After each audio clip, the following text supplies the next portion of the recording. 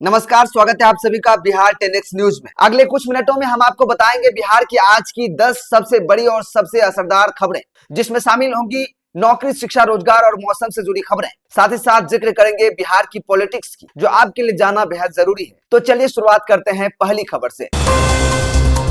दोस्तों, बिहार के कोचिंग संस्थानों पर अब सरकार का बड़ा एक्शन हो गया है। बिहार में तेजी से बढ़ रहे कोचिंग कारोबार पर अब सरकार की नजर पड़ गई है। मुख्यमंत्री के निर्देश के बाद शिक्षा विभाग नई नियमावली तैयार करने में जुट गया है।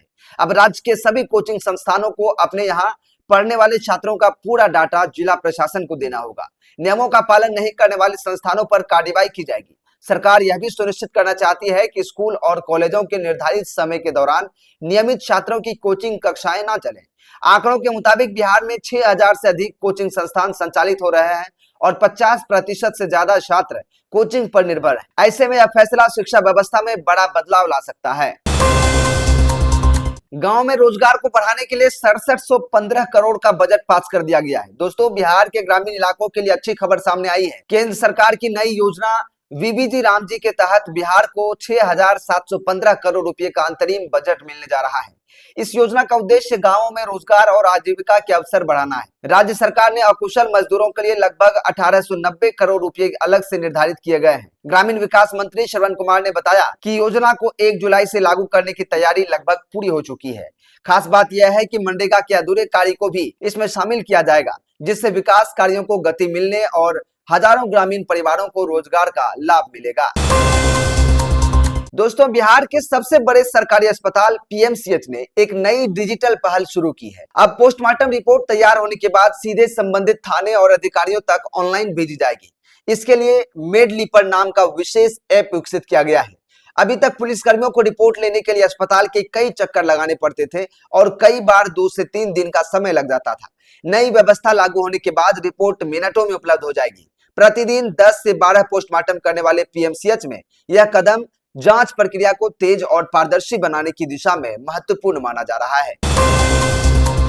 राष्ट्रीय जनता दल के सुप्रीमो लालू प्रसाद यादव सिंगापुर से स्वास्थ्य जांच करवाकर पटना लौट आए हैं। एयरपोर्ट पर समर्थकों की भारी भीड़ मौजूद रही, लेकिन इस बार लालू यादव मीडिया के सवालों पर पूरी तरह चुप नजर आए। दूसरी ओर तेजस्वी यादव और मीसा भारती ने सरकार पर जमकर हमला बोला है। राजनीतिक गलियारों में इस बात की चर्चा है कि पिछले कुछ दिनों में पार्टी और परिवार के भीतर कई महत्वपूर्ण घटनाएं घटित हुई हैं, जिनका असर लालू यादव के बदले हुए तेवर में दिखाई दे रहा है। आने वाले दिनों में भी उनकी राजनीतिक सक्रियता पर सबकी नजर बनी रहेगी।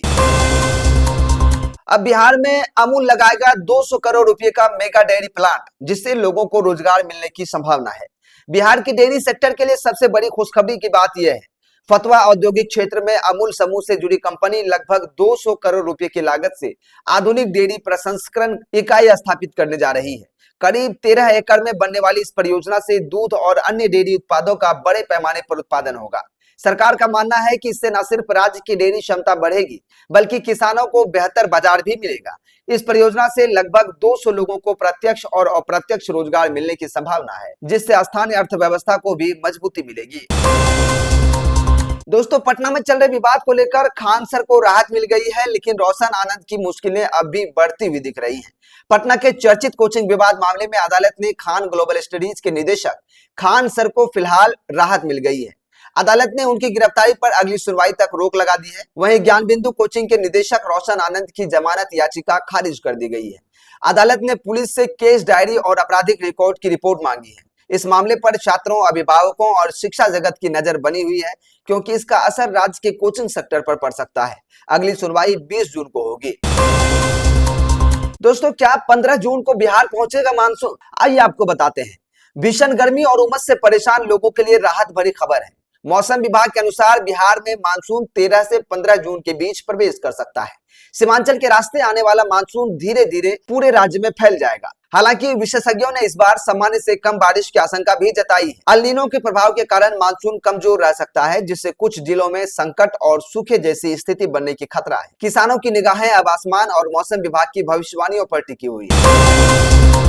उच्च शिक्षा की तैयारी कर रहे छात्रों के लिए बड़ी खबर है। पटना विश्वविद्यालय ने स्नातक सत्र 2026 से 30 के लिए पहली मेरिट लिस्ट जारी कर दी है।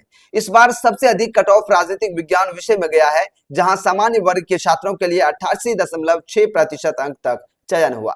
इसके अलावा जूलॉजी, गणित, भौतिकी और भूगोल जैसे विषयों में भी उच्च कट ऑफ देखने को मिला है। विश्वविद्यालय प्रशासन के अनुसार इस वर्ष भी पारंपरिक विषयों के साथ साथ विज्ञान और सामाजिक विज्ञान के लोकप्रिय पाठ्यक्रमों में छात्रों की भारी रुचि देखने को मिल रही है।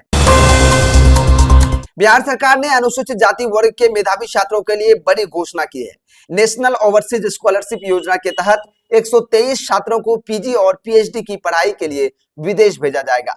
खास बात यह है कि प्रत्येक छात्र पर आने वाला पूरा खर्च सरकार उठाएगी, चाहे यह राशि 1 करोड़ रुपए तक क्यों न पहुंच जाए। मंत्री लखिंद्र कुमार रोशन ने कहा कि शिक्षा ही सामाजिक और आर्थिक बदलाव का सबसे बड़ा माध्यम है। सरकार का उद्देश्य है कि बिहार के प्रतिभाशाली छात्र दुनिया के प्रतिष्ठित संस्थानों में पढ़कर राज्य और देश का नाम रोशन करें। बिहार में शिक्षा और रोजगार पर सरकार का बड़ा फोकस है। आज की कई बड़ी खबरों में एक बात साफ दिखाई देती है कि बिहार सरकार शिक्षा, कौशल विकास और रोजगार पर विशेष ध्यान दे रही है। कोचिंग संस्थानों की निगरानी को लेकर ग्रामीण रोजगार योजनाओं, विदेश छात्रवृत्ति और विश्वविद्यालयों में नामांकन तक कई फैसले सीधे युवाओं के भविष्य से जुड़े हैं। विशेषज्ञों का मानना है कि यदि इन योजनाओं का प्रभावी क्रियान्वयन हुआ तो आने वाले वर्षों में बिहार के शिक्षा और रोजगार क्षेत्र में सकारात्मक बदलाव देखने को मिल सकता है।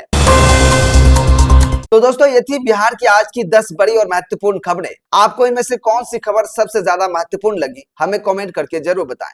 वीडियो पसंद आया हो तो इसे लाइक करें, अपने दोस्तों के साथ शेयर करें, को सब्सक्राइब करना बिल्कुल ना भूलें। मिलते फिर अगली खबरों के साथ, तब तक के लिए नमस्कार।